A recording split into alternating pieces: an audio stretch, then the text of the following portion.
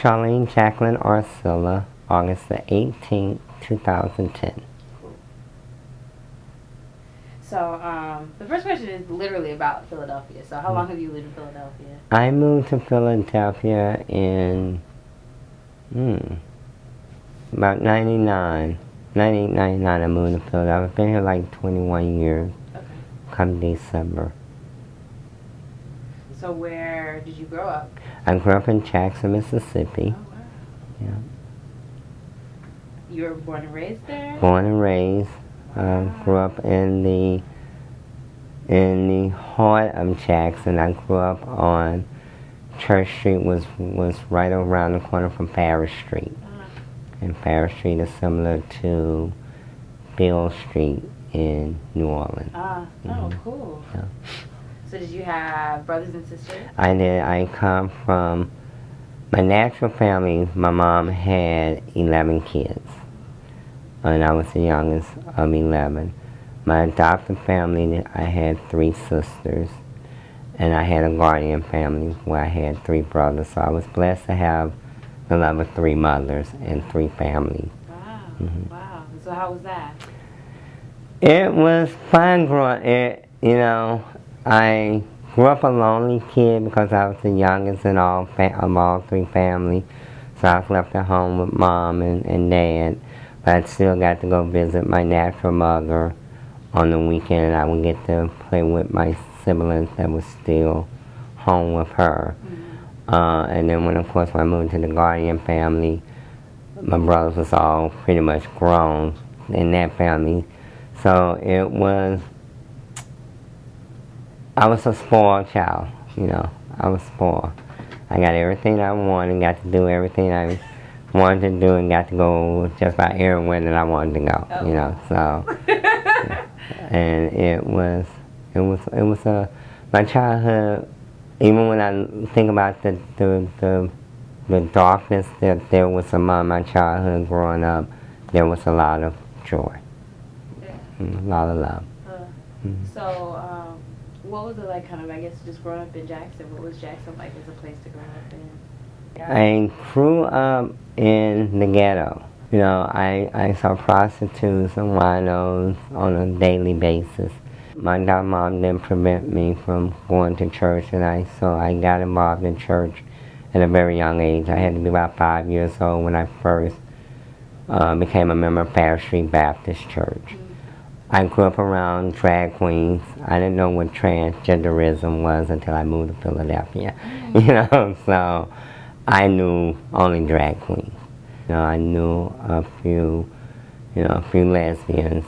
It was Friday, Saturday, you went out, party. Sunday, the city became a ghost town, So it was a simple life, simple life. And what kind of things were you into? I was, believe it or not, I was once part of Boy Scouts of America.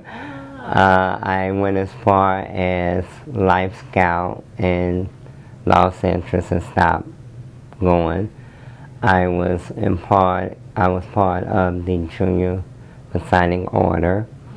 I went as far as, I went through Trailblazer, and when I became 18, Los Angeles, and didn't continue into the masonry. I sung in the church choir. I was involved in ROTC in junior high and high school. Wow. I came out late in life that I started going to the club, I think, when I turned 20, 21. I got married at 19, became a parent at 20. And that's when I started coming out more into the gay community, what small gay community that we had. Yeah, I was going to say, so what was the community like there? It was very quiet. We got together, on the weekend. It was like I said, moving to Philadelphia was like, wow. they're out. You know, yeah, and it was like it was very conservative. You know, it was just very conservative. I mean, this is my sister, we're from Alabama, so we have like a similar sense of, I mean, oh, this is not going on in Alabama. So can you talk more about that? Yeah, when I first hit the gay scene, I came out as church woman. Because I wore makeup from Woolworth, wore wigs, I wore my mom's dresses, and I would dress like I was going to church. I had matching gloves, matching hat. Wow. So I was teased as being the church woman coming to the gay bar. Prior to going to Bill Disco, we had a park there, was still there, and it was called Smith Park. It was a cruising area, but it had like this amphitheater in the center of the park, and I would go and I would just imagine I had an audience, and I would be doing Diana Ross. Every gay person, black gay person, I think icon is Diana Ross. I'm coming out, it was Diana Ross and Natalie Cole, and I would get on that stage and I would be prancing side to side, and then I'm coming out and I love, and just, so when I found Bill Disco and the drag performance, I was like, it's real.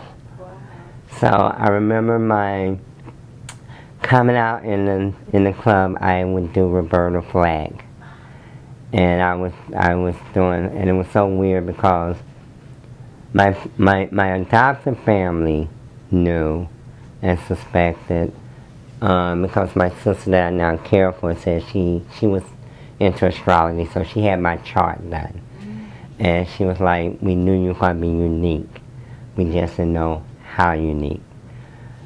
I used to tell people the story that the old wives tell, that my mom wanted a girl this time. And I really believe that when a mother's carrying her child, she's thinking not just for herself, she's thinking for the baby as well. So her thought was, this one is a girl, this one is a girl, this one is a girl. And I kept saying, I'm a girl, I'm a girl, I'm a girl. To the point that, back then, I was born in '63, so back then they didn't have the ultrasound. You went to the doctor, and if the baby turned one way, it's supposed to be a boy. If it turned the other way, it's supposed to be a girl. Of course, I went in the direction of a girl. So Mom went out and bought girl clothes, and I used to tell people she had picked my name. My name was supposed to be Joni Maria. So I think I just made that up because I liked Happy Days back then, and Joni was my girl, and it was just something about Maria that I just, So coming out, my first ever female name I ever given myself was Joni Maria Antoinette, and then I started doing the club scene, and everybody started saying, "You look so much." Stephanie, I like that. So then I changed it from Joni Maria to Stephanie Maria. And I got into the prostitution to pay for the makeup, the clothes, this long before I got into the drug scene. And I received a diagnosis of being positive about 26 years ago. So I went on a suicide mission because back then it was labeled gay disease, and I never considered myself to be gay. I ran from homosexuality based on my religious upbringing and belief and the dogma of the church. So I didn't want to die and go to hell. And this disease was God's curse to all homosexuals back then. That was the stigma. So I'm like, no, this can't be true. So for 3 years I went through denial that it wasn't true, that they had, even though they kept saying there was no such thing as a false positive, they had a false positive. You know. So can I ask you, how did you find out? I was in college, and we had a blood drive for American Red Cross. And of course, it asked you on the form, would you like to be tested? And I said, sure, why not? You know. So of course, I got, back then they didn't do the counseling testing thing that we do today. No, it was 2 weeks later I get the certified letter for me to come into the office, and then they sit down and they said, well, you've been exposed to the antibodies that causes HIV. Oh no, you've been exposed to HIV. I'm like, huh? What you mean? Is there anything we can help you with? I'm like, no. So when we do have a support group, so then I went to the support group, and so they started talking about, it was always about death. They started talking about safer sex, but everything that I enjoyed doing was in the high risk category. I'm like, so I went 3 years of, this is not, you know, and I went from the denial stage to the anger and the rage. They're like, how could someone do this to me? What did I ever do to deserve this? You know, the pity, the feeling sorry for myself. And I tell people that I didn't realize that once I got, you know, I was a size queen, and I didn't realize once I got drunk or was high, it didn't matter what you look like, it didn't matter what you smell like. If you was large, I was game. And it just so happened that it happened, that I became infected. I remember on the road to accepting it, you know, I had said, you know, I said to God, I said, well, God, can you at least let me know or show me who I got it from? And my God, I'm not, you know, I'm not a religious person, I am a spiritual person. But my God in all of his, her, everything, showed me not one, but 2 people. I'm like, okay, I got the message. It doesn't matter who I got it from, I got it, you know. And how I came to run into these 2 people, I attempted to volunteer early in finding out at a hospice. And I would recommend that to anyone that's newly diagnosed, to run and try to volunteer at no hospice. Oh, really? Because that's what they say to people, actually. Right. Yeah. Because I went, and to see people dying was like, this is going to be me. You know, it led me more and more to my drug uses. Because like I said, I was pretty much a drinker and a pill popper. And I pretty much had that under control. The drug, when it hit the scene. And in Mississippi we call it, you know, I didn't know what crack was till once again, till I came to Philadelphia, you know. So everybody was doing rocks. And I'm like, I'm petrified of needles, so heroin was never a drug of my choice. And I had a brother who had lost his life due to his heroin usage. So I saw it and I said, that's a drug for me. Because then I said, I'd rather people said I died from an overdose than from AIDS, because of the stigma attack. Well, here I am, 26, going on 27 years later, still living, educating people, and working in the field. That's amazing. You know, yeah. So growing up and coming into the life of Mississippi was hard, you know. But I feel like I came to Philadelphia, and I'm still gradually growing into my way and into the woman that I've become. Okay, so how was that for you, like, psychologically? I mean, to have so many, like, you have all the life markers that people give you at such a young age. Right. I mean, like I said, I spent 3 years to now, and I don't know how many years in anger and rage. Anger more so at myself, anger at God, you know, feeling sorry for myself. Like I said, doing drugs, you know, I was prostituting, having unprotected sex, and that's how I ended up in Philadelphia, was that I had a brother who had became sick and who was in prison, and he had TB. So they sent him home, and I remember him, he was going to be my savior. He was 3 years older than me, but because he's like, my sister, she was the first one that I told in the family, and she told everybody else, you know, and he said, I don't want you out there prostituting, and I know you're getting high. He said, once my Social Security kick in, I want to get a place for both of us. And you don't have to prostitute. I have friends that sell the cocaine, but you're not going to be doing it every day, you know. So here was my rescue, you know. But that, once again, wasn't what my God had in store for me. Because, of course, he took a turn for the worse, and he died. So on the night of his funeral, I'm out trying to get on, and God just wasn't letting it happen. There was nobody walking, was nobody riding on a bicycle, was nobody driving through, you know. I was just having no luck. Then it started to rain. And then God and I began to have a conversation like, okay, you don't care about yourself, that's obvious. You don't care about the men that you sleep with, that's obvious. You don't care about the women that they leave you to go home and sleep with. But what about the baby they may make this very same night? And I broke down, I cried, I went to the nearest payphone and called my sister who lived in Sharon, Pennsylvania, which is southwest of here. I said, well, can I come stay for 2 months? I did that geographical change, you know, not realizing I was bringing me. And I got here, and 2 months came and went, and I decided that I wanted to stay. However, because I hadn't begun to address any of the issues, it began to fester.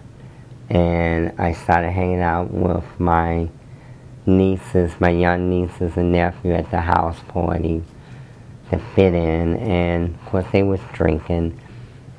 And someone said, I know you don't want me with the kids, so they took me to the VFW in the after-hour spot.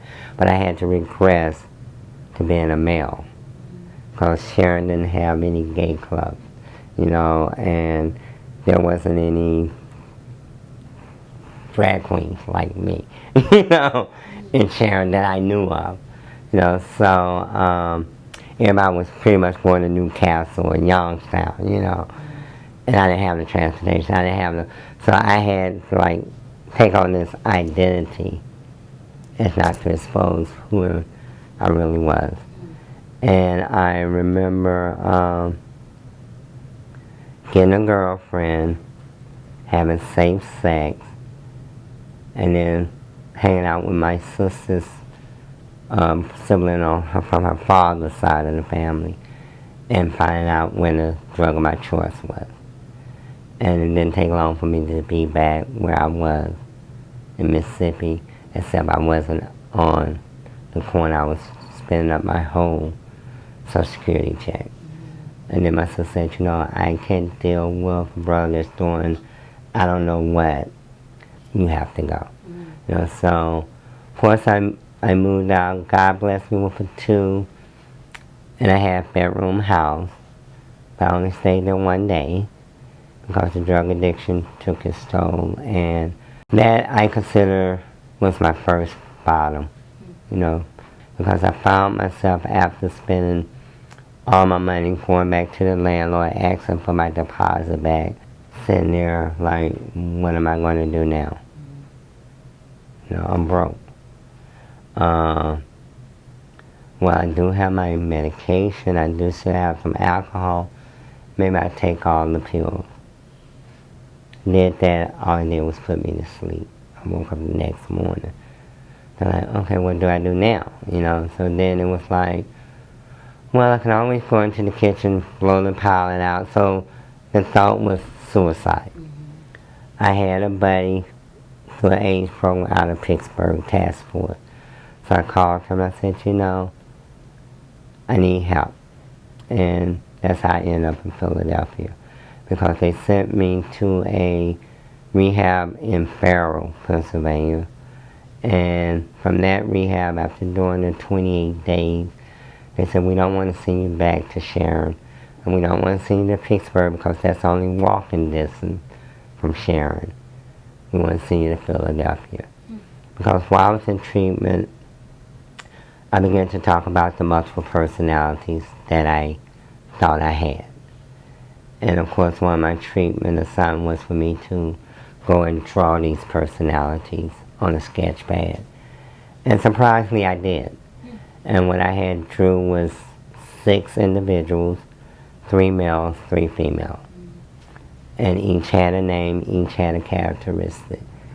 So when they got ready to send me to Philadelphia, I said, well, we need to find a place where you deal with the mental health. We need to find a place where you deal with the drug addiction, and we need to find a place where you deal with the HIV. So it was hard to find an inpatient place then that could handle all 3. So I ended up having to do outpatient. They put me in a recovery house of men, and that's why I began the transition. Because I had my own private room, and I was able to begin to dress. And I would go to outpatient, and in outpatient I began to incorporate all 6 people. Like I said, my first name was Joni Maria, my second was Stephanie. When I drew these personalities, there was Joni, who was the maternal. There was John, which is my natural name, who was the father figure. Well, no, John was the lonely, scared boy. There was Charlene, who was the smart one, intelligent. There was Charles, who was the opposite of Charlene, the geek, the intellect, the bookworm. There was Diana, the showgirl, and there was Johnny, the bully, and Stephanie was the bitch. Between her and Johnny, everybody else got protected. So I learned how to incorporate all 6 into one. So when I went back to visit my sister for Thanksgiving, and I got off the Greyhound bus, she hollered, and I told her before I came, I said, well, I now dress and live as a female. She said, okay, no problem. So I get there, and she hollers, Charlene. I'm like, oh my God, so country.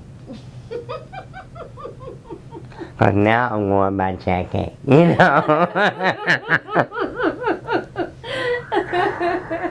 Oh God, so country.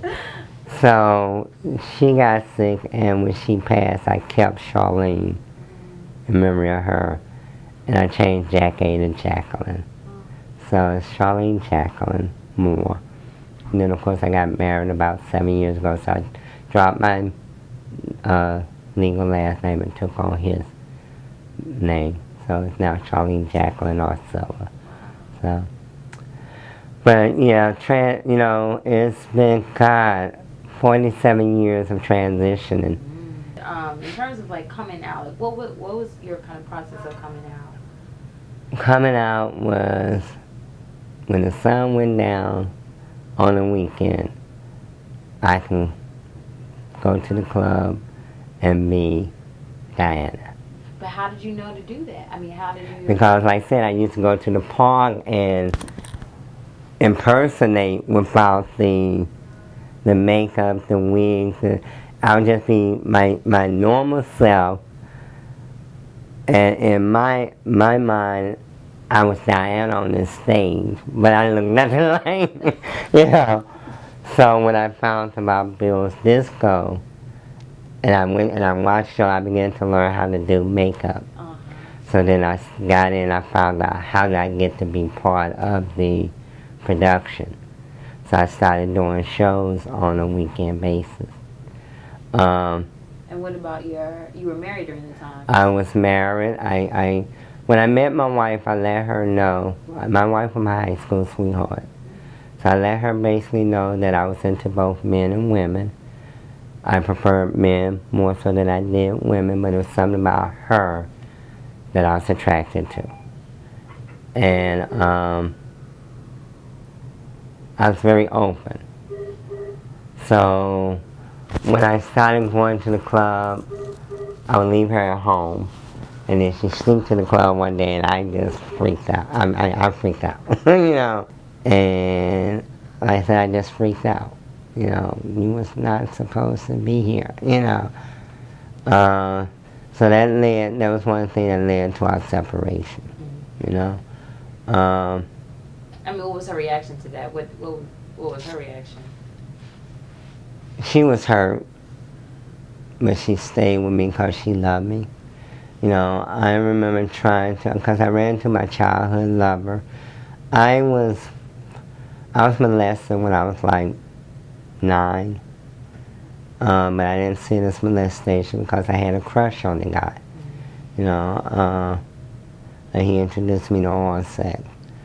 Then when I turned like 11, I was molested by my brother's best friend. But once again, I didn't see this molestation because I had a crush on him as well. He introduced me to anal sex. So after being molested, I became very promiscuous because I wanted to learn how to please these 2 different guys. And I would experiment with the boys in the neighborhood, and one of them I became close with. So when I started going to the club, we ran into each other, we reconnected. I took him home, I introduced him to my wife, and I said, okay, I want to have an open relationship. But here's the rules. You can't touch her, and you can't touch him. I had my cake and my icing, and that was, and they like, okay. But then I think after a week or so, they said, oh no, you got it, you know, you have to decide which one of us you want. So of course, by the time me and her had begun to fight. So I said, now she saw me dressing like a female. Now she know I'm sleeping with a man, and I'm seem to be enjoying it more than I am with her. And she was pregnant. So I told her, you know, 2 years later, I think it was like 7 years later that we finally sat down. I told her that, no, I didn't leave you, even though I left, I chose him over her. I said, I really didn't leave you for him. More so that I left because we was fighting. And I couldn't see our child not being born. I couldn't, because we was going blow for blow, fist for fist. And I had basically said to her, when we said that if we ever got to a point that we had to hit each other, I didn't want to be in that kind of marriage, because I grew up watching that kind of domestic abuse, and I didn't want that to be part of my marriage. Because, and like I told her, I said, well, to be honest with you, right after I left that night with him, he ended up back in prison, so I ended up alone, you know. So I moved back home. We tried it for a week, but of course she had moved her sister in, and me and the family, you know, because they knew deep down inside that I was different, you know. And even years later, when we reconnected, when I moved out the second time, I moved in with the club, the people from the club. And that's when I began the transition of, okay, I want to dress consistently. I want to start hormones. So the coming out process was, I wasn't going to no medical provider. I was getting birth controls and hormones, and I couldn't do the estrogen. I couldn't get past that initial stage of estrogen, the pills. You know, because when you first start on, you puke in your face for like 2 weeks. But then it passed, and I just couldn't get past. Like, I cannot do this for 2 weeks. I would stick to the birth control pill, you know. So that was the coming out stage. I came out, you know, I didn't even consider myself coming out a gay male. I came out a drag queen. That was my coming out as a drag queen. You know, drag queen going into prostitution. When I moved to Philadelphia, it was more prostitution. I began to volunteer at different, for like, I first served on the HIV Commission, which was banned and is now the Office of HIV Planning. But I first was on the commission as a member. I was on the housing committee. Because by this time I had gotten sicker, and I had to go to stay at Calcutta House. So I'm like, I need something to do with my time. So I stayed originally in the old brownstone on Walnut Street before they moved to 16th and Girard. So I was part of the first 5 that moved over to 16th and Girard. I was nominated for the board of director for TPAC. I got accepted. I became the vice president of the board of TPAC. So I began to grow more out of prostitution and out of drug addiction into being a female. I began to learn more about what it is to be trans. And can you talk about meeting your husband? How did you meet your husband? I met him in Washington, D.C. 11 years ago. I went up for AIDS Watch, my first ever one. And I had been to D.C. before, but I had never been to the neighborhood. So they took me to 22nd and Peachtree. And I went to the fireplace, and that place was just, it was on fire. It was too much. It was like, oh my God. Because there was this one guy that earlier had insulted me because he wanted to know how many months I was. It was a compliment, but it was an insult, And my girlfriend said, you are so rude. You don't even know this lady, and you want to know how many months she is and all of this. So that night, he happened to be at the gay bar. And he was just so, I'm so sorry, I'm so sorry. I didn't mean to insult you earlier. You're so beautiful, and you have a man, and I'm like, no, I don't. And he went as far as to expose himself to me in the club. I'm like, I have got to get out of here. Like, this room is like crazy. So I left and I went on to Mr. P's, which was more of an older man's club, bar. And I'm sitting there like, oh, it's so dead in here. So I went from hot to cold. So I'm getting ready to walk out, and of course my husband walks in, and of course that's him here. He's like 4 feet 6. So I said,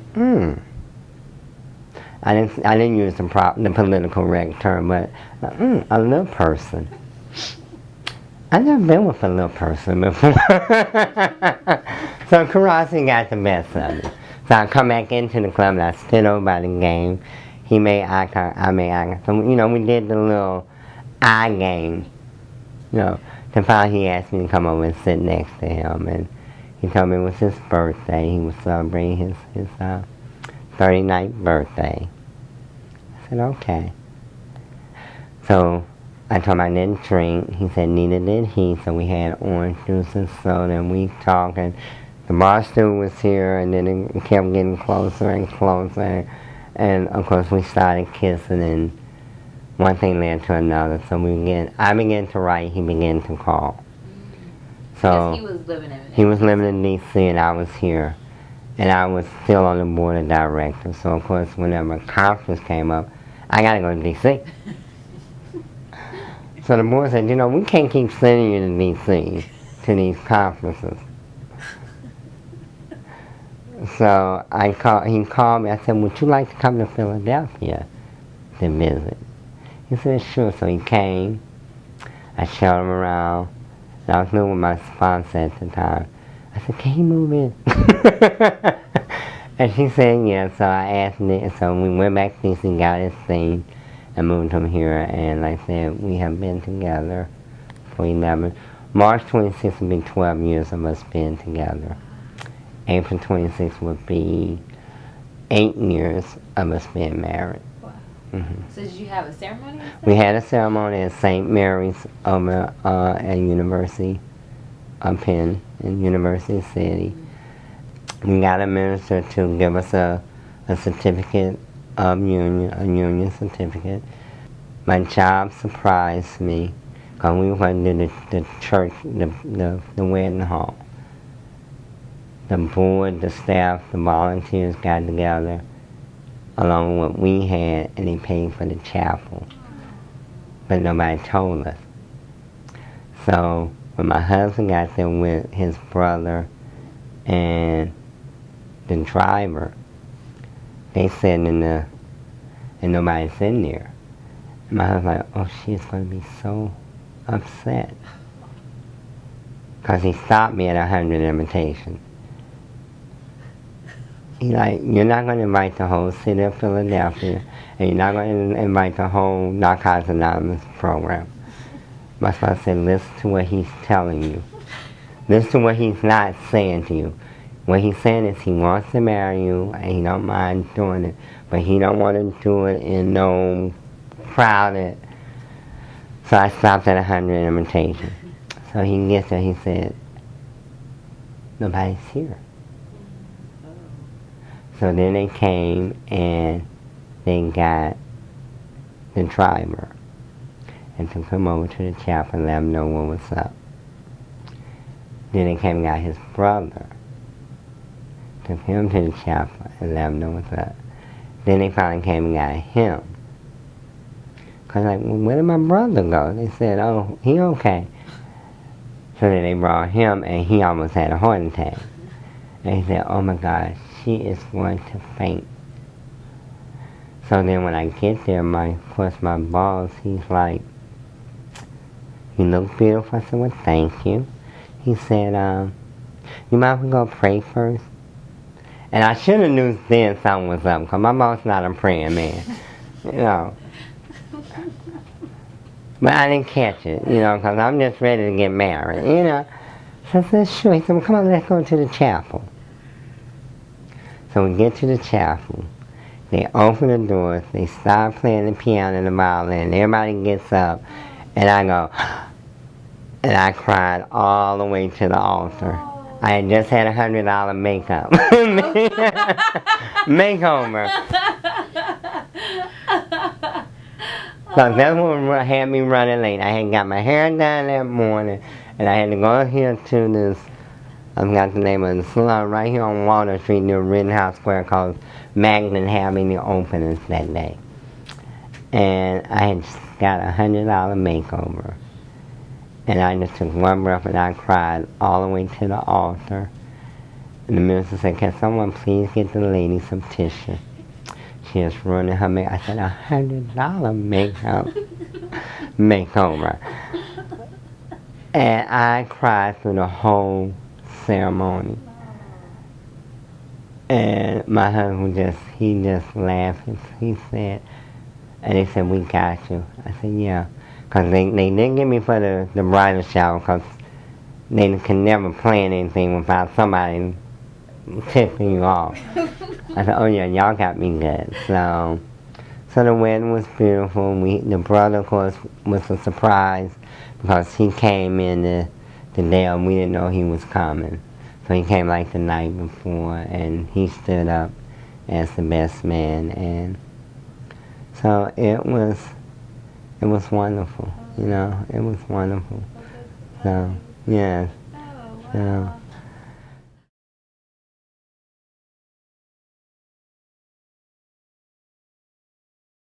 August the 25th, 2010. So the first question is about your childhood. So you said you had like 3 sets of parents? Yes. So what was the kind of situation surrounding that? Okay, well, I was adopted when I was 2 years old. My natural mother had 11 kids, and I was the youngest of the 11. So she worked about 2 or 3 jobs, so it became the responsibility of my sisters and brothers when they got out of school to come and get me from the babysitter. Okay. Well, you know, kids, they get the plan, and they would get the plan, they would forget all about me. So, of course, when Mom came home, she always, well, where's the baby? And oh, we forgot, you know. So, at that time, the babysitter, who was also a good friend of my mom's daughter, was not able to have any kids. And she had just gotten married, so her and her husband took me in. And upon taking me in, they began to have kids.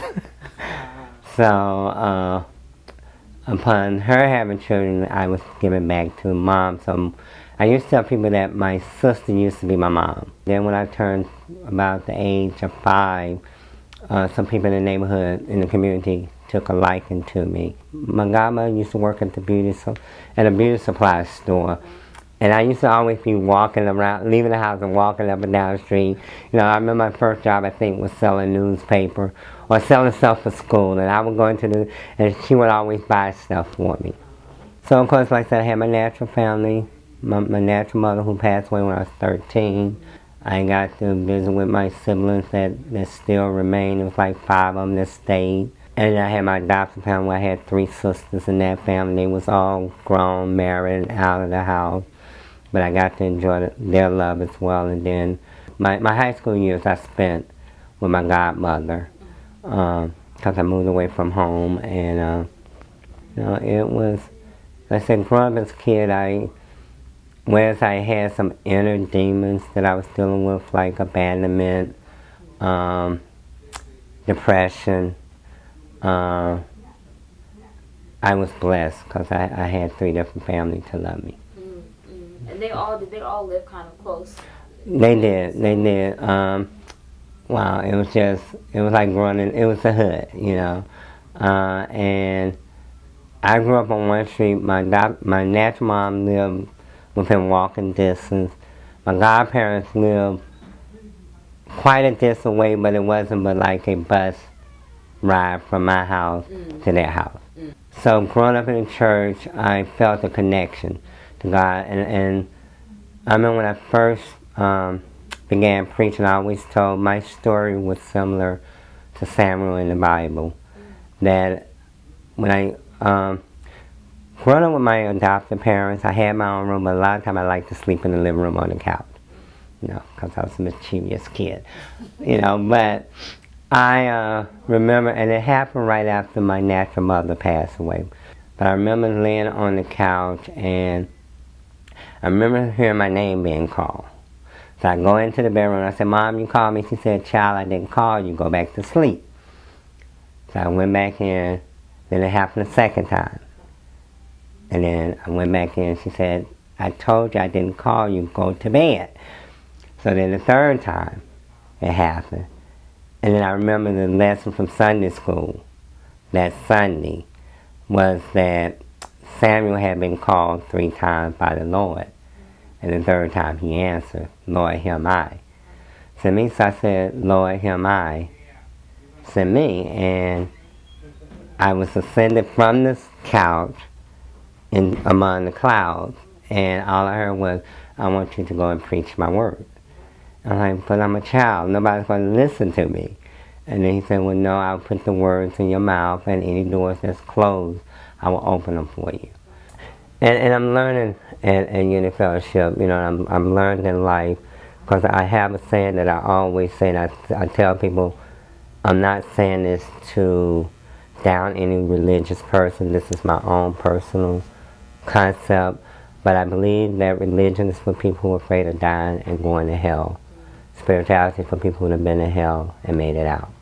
Because when I look at my story and see where I came from, there's no way you can tell me that God has not been in the midst of that. You know, there's no way. No man could have done or guided me out of the jams I've been in.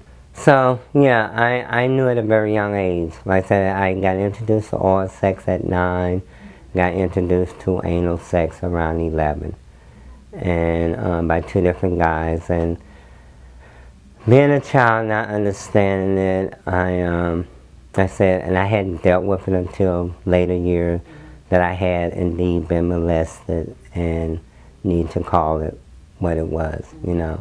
And in the process of me being molested, I began to molest my adopted nieces who I've long since made amends for that. You know, I did it up to about 13, and you know, it was like, you know, this is not right, you know, and so. Yeah. I tell people I find it hard sometimes to commit, because I remember having a dog, Snowball White. I can't even name him Snowball, and he died. And after that, and then Mom died. It looked like everything that I got close to started dying. You know, so I was trying to feel this more, and I think when I found church and I began to find God, I was trying to feel a void, and actually I was trying to get question asked around my identity. I said, I have a beautiful daughter out of my marriage that I love to death, and we done a Freaky Friday, but you know, she's a lesbian, and you know, she likes wearing more clothes, so I'm like, okay. Yeah. Mm-hmm. And so where were you living? What were you doing when your daughter was born? I was still in Mississippi. I was working at a seafood restaurant. My wife had developed a hate for me. That even though I was calling her before the baby was born, she didn't call me when the baby was born. I found out I had a daughter like a week later from my godmother, because I was still going by the salon, by the beauty store, because she was still working there to check on her. And she said, oh yeah, she had the baby. And it was like, what? Okay. So then I go home and I call my ex, and I just like, how how could you? You know, and that, I think that brought a reef between me, her, and my godmother. You know, it was stated that I would have all the visitation rights that I wanted. I'd come visit her there. However, I would not be able to take her anywhere unless my godmother or my ex went with me, because I had begun to live the life, you know. And they didn't want me taking her around, you know, my drag queen friends, because I would confuse her. You know, I remember wanting to tell my daughter when she turned 13 that her father is now living as a female. No, I would never be her mother, but I am presenting myself as a female. I remember fighting many years of life, how am I going to tell my daughter? You know, watching, you know, seeing the shows like Raffi, Jesse-L, or Maury, where the kids show up and find out that dad is no longer dad, and like, I didn't want that to be my story. You know, so I wanted to tell her at 13, they refused to allow me to do it. I was elated when she told me she was pregnant. I was the proud father, you know. I did it. I did it. I helped produce a child, you know. And this should do it. You know, that should have put the seal on, I'm a man, you know. But then I learned, as I got older, my sister said to me that many men are daddies, but very few are fathers. I'm like, okay, so yeah, I'm a daddy. That's all I am. I'm a daddy. I have to work on being a father. And I was like, but now I got to work on being a parent. You know, so like I tell my daughter, she's the only one that I allow to, you know, use the male pronouns and use the male name, you know. However, if she ever comes to the visit and we go to the gallery, don't be down by Kmart and I'm at the food court or whatever, hollering dad, because I'm going to look at my husband and say, please go get your daughter. Because I'm not going to pay you. I'm like, I don't know who that child is. And we look the splitting image of each other. I'm feeling like, I don't know who she is. You know. But it's funny because I get thrown off a lot of time when I'm talking to people today, because a lot of times I don't feel like I'm passable.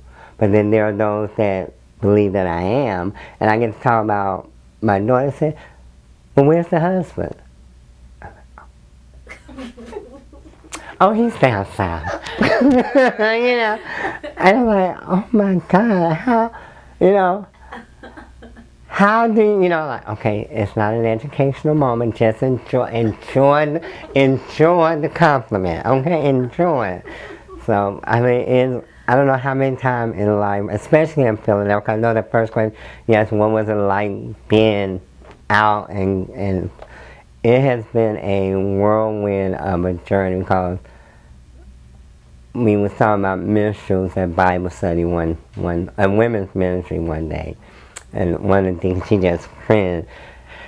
And so this weekend, somebody came and they was having flashes. Somebody said, well, you too young. I said, now according to this lady I met, I don't know how many years ago, when I used to be on the commission, we met down at Broad and Sampson. In that building, I came and I go, oh my God, it is just so hot. And the lady was on the elevator with me. I said, God, I said, is it hot or is it just me? She said, I think it's just you. I said, I don't know why. She said, well, how old was you when you had your first menstrual? I'm like, oh, I was kind of young. So she was like, because, you could be going into early menopause. I'm like, oh, my. And I go upstairs and I said, you just don't know what I just experience, So, every now and then I get those little tidbits of, you okay? You can go through the day without any problem. So when you started doing, like hanging out with like at the drag shows and stuff, did you have like a drag family? I'm not sure. Down south, I had a drag family. I didn't consider them a family, but it was like saying almost like two on food. The block that my mom lived on, when she passed away, me and my godmother, we ended up moving into the house. And down the street was, oh God, I don't know how many drag queens I knew. And I would be down there every day with them, And they were doing shows, and I watched them do their makeup. I watched them go out to trick. I would watch them get high. It was like, okay, this is the life. And then when I started working at the club, and when I left my wife and I moved in I moved into what we used to call it the Fraggle Rock. It was a house that the owner of the club had, and the DJ stayed there, and couple of the other employees that worked there, they stayed there. So I moved in with them. So it became, it was just a drop-in, and I began to, grow there. But then I eventually moved into my own. I was a very isolated person. Even though I had people around me, there was still those times I didn't feel I fit in. So, but yeah, I had those sisters that would give me pointers here and there. Cause I said when I first came out, oh God, it was like me going to church. When Boy George did Church of the Poor's Mouth, I said, oh yeah, that was me. That was me. And I remember, matter of fact, one of the drag queens, she's now deceased. She regressed back to being a man in her last days. I had sex with her when I was younger. She was one of the ones part of the molestation thing. But she took me under, and I think I impersonate her a lot now, because she did Patti LaBelle, and she did an excellent Patti LaBelle, so I like to do Patti LaBelle, and I'm always thinking of Dee Dee LaBelle. That was her name. And because when she gets drunk, you didn't know she was drunk, because she would fall into character, and she would hit the floor, and she would spin around, and I'm like, oh, now that's who I want to be, So I became Patty, so I can hit the floor and spin around, kick the shoes off, snatch the wig off if I have to, be dramatical, So, but yes, I did have that drag family. It's like when I came here, they were talking about balls, and I never knew what a ball, because we didn't have balls in Mississippi. We had pageants. We did Miss Powder Puff, Miss Jackson, Miss Gay Mississippi, leading up to the world and so on and so on. So when I came out, I kept hearing ball. I'm like, ball? What's the ball? What's the ball? So I finally got the chance to host one. I was like, oh, it's similar to a pageant, but yet not as formal as a pageant. It's a competition. Like, oh, okay. All right. I think I like my thing. Okay. So, and then when I saw Paris was born and they were talking about that different house, I said, oh, okay. All right. It's a family. It's a family for those who no longer have a family to go to. And that's why I say I never really considered myself, I had a drag family, but I still had my natural family there that no matter what, I could always go home. It's pretty amazing to me to hear your story and then see that you've become not even but you've become an activist of sorts, right? So now, I mean, what is that like for you to think about? Like, or what does it mean for you, or how do you... It's funny that as a child growing up, Martin Luther King was always my icon. Because he stood for peace. I remember a story, I don't know how true this story is, but I remember my daughter's mom telling me that during his march, through the different state sides, that he actually marched through Mississippi, through Jackson, and that he actually stopped at our house on Church Street and talked to the people from our front porch. And I was there as a baby. I was born in 63, So I'm like, really, So, and there was, oh God, I took a school porch, one of these things I was supposed to have won something free, and it was to take pictures of me. So I took these pictures, and I looked just like Martin Luther King in these pictures. Okay, so I've always had that, I think I've always had that activist in my blood, because I used to say that I was a minority among a minority, among a minority, among a minority. My first minority was that I was born black. Second minority was that I was born in poverty. My third minority was I was gay. And my fourth minority was that I was trans. So, because even within the gay, lesbian, bi community, I'm not 100% accepted, because there was always those that were like, well, why can't you just make up your mind? Why you gotta go to, like, because my godmother was one.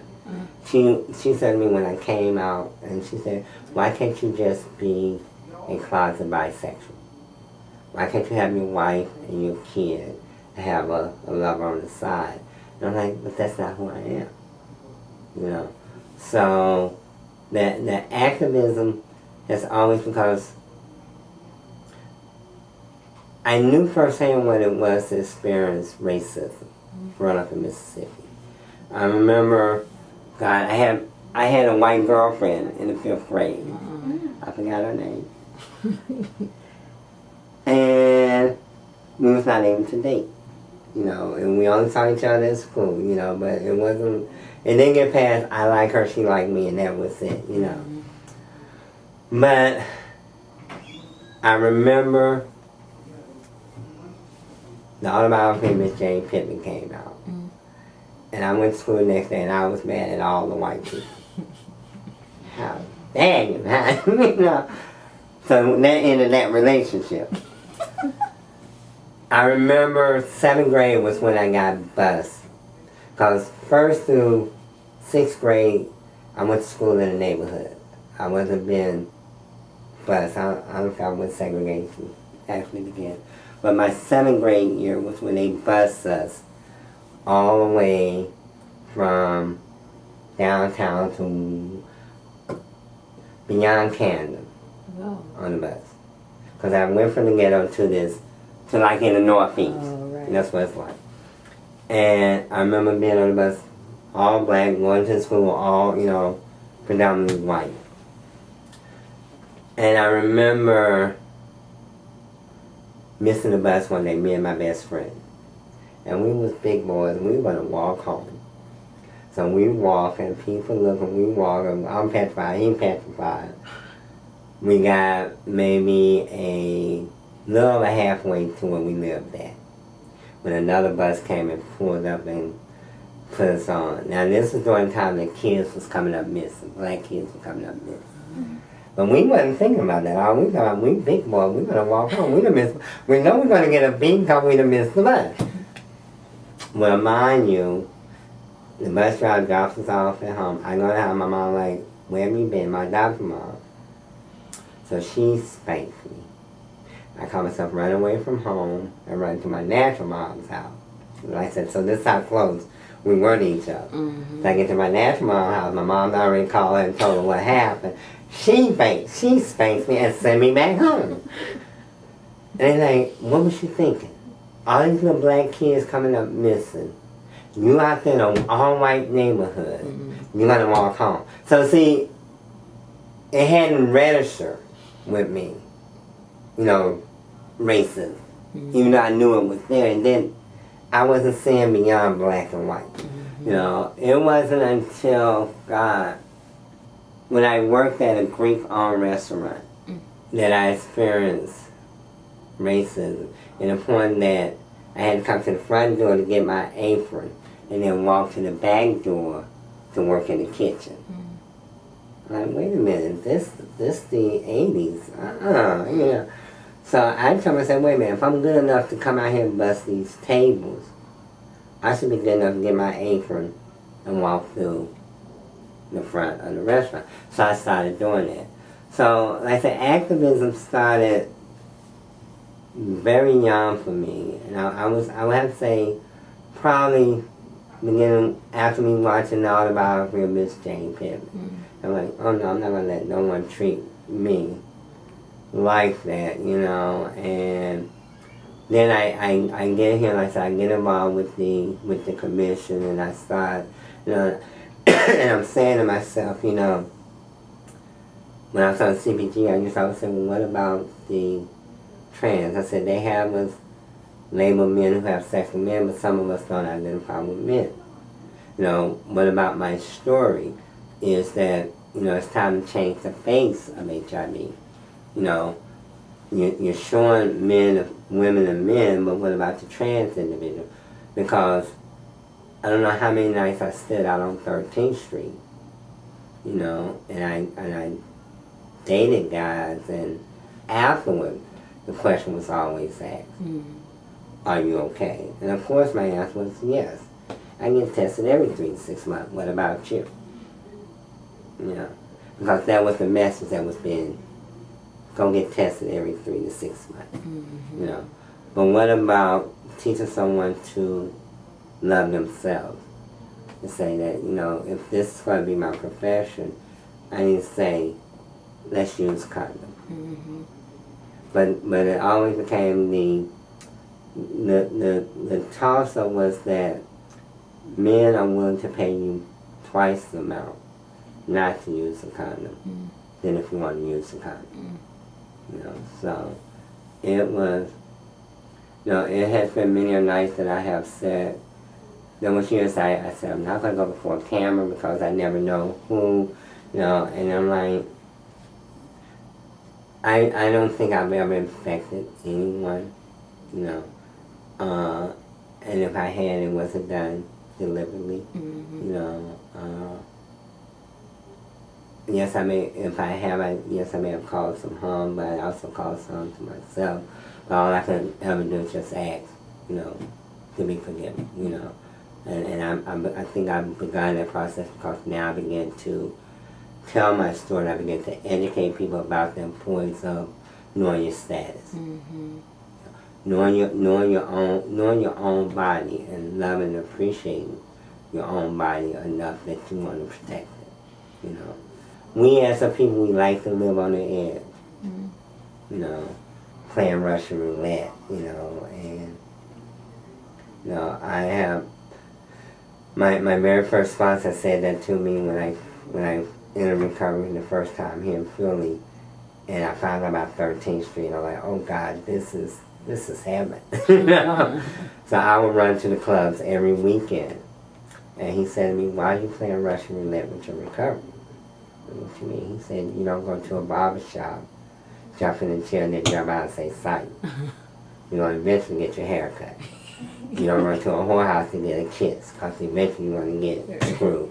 And I'm like, I never looked at it like that. But, okay. And it's funny because when I accepted my calling, I remember saying to God, like I said, after I got the book, I said, God, this is not what you said. I said, God, I don't want to be an educated minister. I want to be an experienced minister.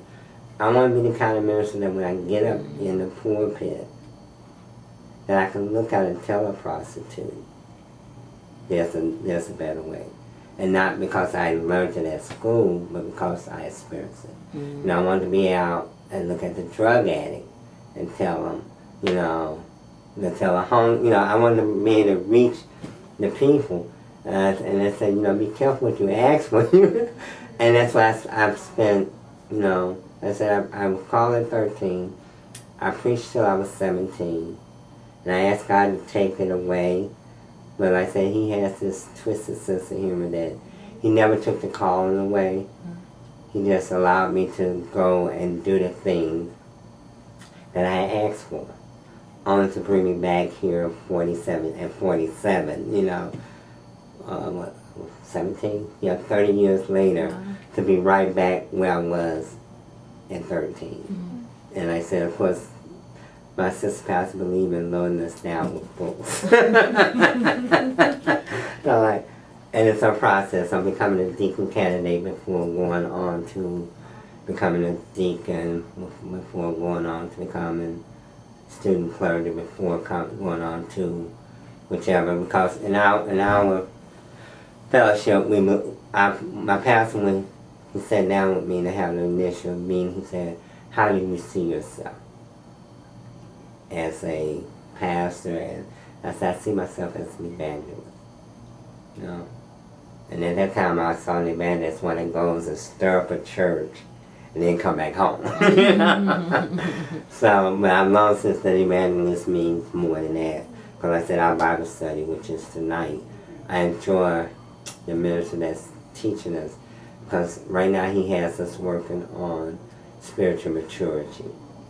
And it's, like I said, I really feel blessed that, unlike my first experience with the calling in the ministry where I was given books and that was it, here I've been given the books, but I'm also been given guidance.